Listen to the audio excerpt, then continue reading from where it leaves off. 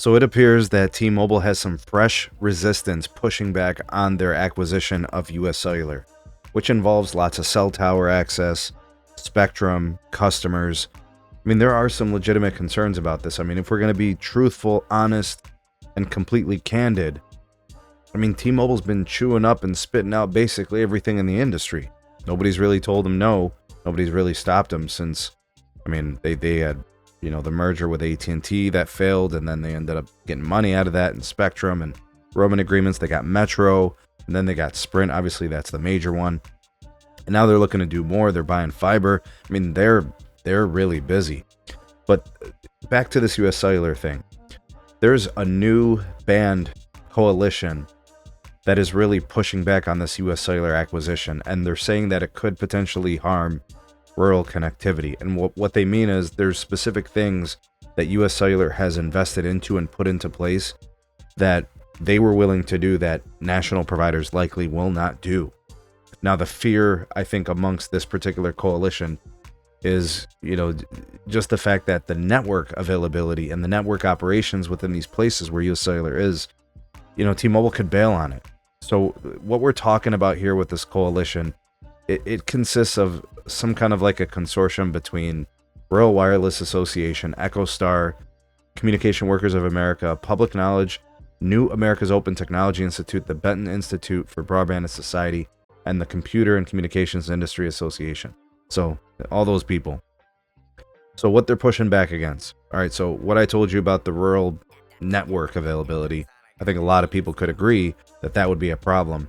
Post-merger rate increases, that always happens, and we saw that with Sprint. T-Mobile honored pricing until they didn't anymore because of time constraints. We got raised prices. Diminished competition, that's a thing, obviously. You're losing a competitor. T-Mobile is starting to really stockpile assets. They're not really getting spectrum screened. They're not being properly regulated, in my opinion, from current auctions, future auctions, and then just the acquisition of all the spectrum.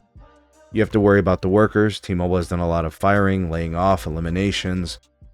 You got to think about retail operations. I mean, we're just talking about T-Mobile here. There's a track record. Even if we expand beyond T-Mobile, AT&T, Verizon, telecommunications in general, that's typically just what they do, right?